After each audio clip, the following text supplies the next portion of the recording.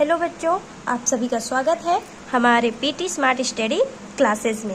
आज हम इस वीडियो में त्रैमासिक परीक्षा 2025-26 के ये क्लास 10th का एग्ज़ाम पेपर है। ठीक है, ये क्या है, अभी एक स्कूल में ये हो चुका है जो कल ही हुआ है। तो मैं सोची आप लोगों के लिए कुछ क्वेश्चन बता दूं, जिससे क्या है जो भी अभी 10th के तो अभी वाले एग्ज़ाम के जो नंबर है वो मायने नहीं रखते, क्योंकि सिर्फ 10th ही क्लास के बोर्ड एग्ज़ाम में जो मेन पेपर होता है वही मायने रखता है। तो इसमें क्या है, जो भी क्वेश्चन आए हैं वो सब मोस्ट ही रहते हैं, क्योंकि जो भी स्कूल के टीचर्स हैं वो सब स्कूल के क्या है जो आगे उनको पेपर में होने वाले एग्ज़ाम में मदद मिले वही एग्ज़ाम में क्या करते हैं, मोस्ट क्वेश्चन देते हैं। ठीक है, तो ये मोस्ट क्वेश्चन है। चलिए आपको एक बार मैं सही विकल्प खाली स्थान वगैरह बता दूंगी, और जो क्वेश्चन है तो वो आप अपने से करके देखना, क्योंकि वो सब मोस्ट इम्पॉर्टेंट क्वेश्चन है।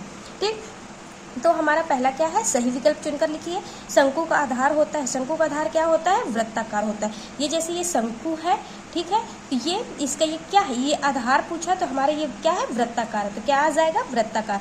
घनाभ में भुजाओं की संख्या होती है, तो घनाभ में भुजाओं की संख्या कितनी होती है, ये 12 होती है। ठीक है, फिर यदि सावधि जमा खाता में ब्याज की गणना छमाही आधार पर की जाती है तो दर को लेना चाहिए। दर को कैसे लेना चाहिए, उसका क्या करना चाहिए, आधा करना चाहिए। तो इसमें हमारा आंसर कौन सा सही हो जाएगा, स सही हो जाएगा। ठीक है, फिर इसमें पूछा है बिंदु -4 5 किस चतुर्थांश में होगा। ठीक, तो इसमें कौन सा हो जाएगा, इसमें हमारा द्वितीय आ जाएगा। ठीक, फिर कौन सा है, पांचवा, यदि बहुपद x² + 4x + 4 के शून्यांकों का गुणनफल होगा, तो इसका क्या गुणनफल हो जाएगा, हमारा इसका गुणनफल 4 हो जाएगा। ठीक है, इसमें क्यों 4 होगा, हमें क्या करना है, इसका क्या हो जाएगा, हमें गुणनफल निकालना है ना। तो गुणनफल निकालने के लिए हम क्या करेंगे, इसमें c/a करेंगे। ठीक है, तो c हमारा कितना है, ये 4 है, और a कितना है, 1 है, तो 4/1 हो जाएगा, तो हमारा क्या आ जाएगा, 4 आ जाएगा। ठीक, फिर इसमें क्या है, यदि px बहुपद बराबर क्या है, 2x² + 3x + 5 हो तो p0 का मान होगा। तो हमें क्या करेंगे, हम x, एक मिनट इसको करके दिखा देती हूँ। 2x², इसमें जैसे ये हमारा px बराबर है क्या है, 2x² प्लस फिर क्या है 3x + 5, और हमें p0 का मान निकालना है। ठीक, तो p बराबर हमारा क्या हो जाएगा, ये जैसे हमें 0 दिया है, सॉरी, तो x बराबर हमारा क्या हो जाएगा, 0। ठीक है, तो जहाँ ये x है उधर हम क्या करेंगे, 0 का मान रख देंगे। तो ये p0 बराबर फिर 2, और ये x बराबर 0 है ना, तो इसका ये +3 फिर ये +5, तो क्या हो गया, इनका जब हम आपस में गुणा कराएंगे तो क्या हो जाएगा, ये 0 हो जाएगा। फिर इसका इससे कराएंगे +0 + 5, तो हमारा आंसर क्या आ जाएगा, 5। यही हमारा क्या है, आंसर है। तो p0 का क्या हो जाएगा, 5 हो जाएगा। ठीक, ये हमारा क्वेश्चन है, तो हमारा क्या आ जाएगा, इसमें ये वाला सही हो जाएगा। फिर इसमें पूछ रहा है मूल बिंदु के निर्देशांक होते हैं। मूल बिंदु के क्या निर्देशांक होते हैं, 0 0। ठीक है, फिर उसके बाद क्या है, वित्तीय वर्ष की अवधि होती है। वित्तीय वर्ष की अवधि क्या होती है, 1 अप्रैल से 31 मार्च तक। ठीक है, ये इसका सही हो गया। फिर क्या है, 9वां क्या है, r त्रिज्या वाले वृत्त की परिधि होगा, तो क्या होगा, 2πr होगा। 10वां है घनाभ में कुल विकर्णों की संख्या। कुल विकर्णों की संख्या कितनी होती है, इसकी होती है 16। ठीक है, अब है घनाभ में शीर्षों की संख्या। घनाभ में शीर्षों की संख्या कितनी होती है, तो इसकी होती है 8। ठीक है, इसमें कौन सा आ जाएगा, 8 आ जाएगा। फिर अब नेक्स्ट चलते हैं, इसमें क्या है, दूसरा, इसमें क्या है, शिक्षा उपकर पर लगता है। शिक्षा उपकर पर क्या लगता है, देय उपकर लगता है। इसमें क्या आ जाएगा, यहाँ पास देय उपकर।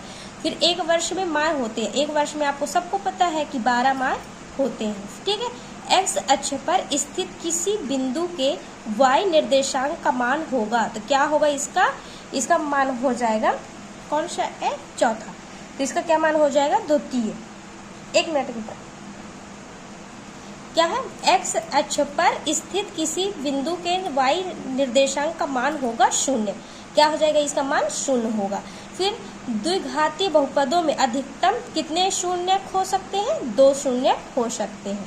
ये हमारे क्या हो जाएंगे, ऑब्जेक्टिव वाले क्वेश्चन हो गए हैं और खाली स्थान हो गया है। अब हमारे प्रश्न क्या है, 2 से 6 तक के प्रत्येक अंक पर 2 अंक निर्धारित है, जिसमें से आपको इसमें बहुलक निकालना है। इसमें घनाभ की लंबाई, तीसरा है घनाभ की लंबाई 10 मीटर, चौड़ाई 10 मीटर, ऊंचाई 5 मीटर है, तो घनाभ के विकर्णों की लंबाई ज्ञात करना है। फिर चौथा है बिंदु -6, 7 में भुज और कोटि बताइए। ठीक है। प्रश्न 5 में दे आयकर 3000 है, तो शिक्षा उपकर ज्ञात कीजिए। 6 है बहुपद के गुणनखंड ज्ञात कीजिए यदि बहुपद के शून्यांक -2 से -3 है। ठीक है। ये अब हमारा 7 है, जो 3 अंक के क्वेश्चन है, इनको आप एक बार अच्छे से देख लो। ठीक, क्या है आप और अपने कॉपी में इनको नोट कर लो कि जिससे आपको, और इनको एक बार अपने से सॉल्व करके देखो। यदि आपसे बनता है तो अच्छी बात है, आपकी तैयारी बहुत अच्छी हो रखी है, और नहीं बनता है तो आप एक बार इनको रिवीजन टाइप कर लो, जिससे आपको यदि ये इस तरह के क्वेश्चन फंसते हैं तो आपसे एग्जाम पेपर में बन जाए। ठीक है। ये हमारे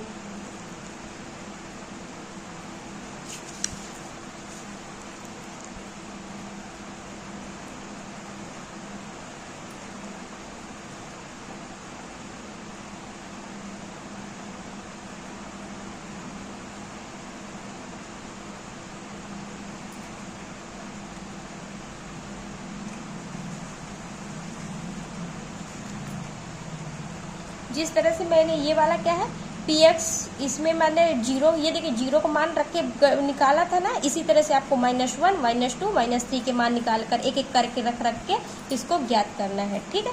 इसी तरह से आपको सॉल्व करो। यदि ये हमारे क्वेश्चन हो चुके हैं। यदि आपको हमारा वीडियो अच्छा लगा है तो इस वीडियो को लाइक करो, चैनल को सब्सक्राइब करो और एक प्यारा सा कमेंट करो। और यदि आप और भी चाहते हो कि इसी तरह से एग्जाम पेपर जैसे इंग्लिश है, साइंस है, इनके भी लेके आओ, आप मेरे को कमेंट करके बोलो, मैं ज़रूर लेके आऊँगी। ठीक है।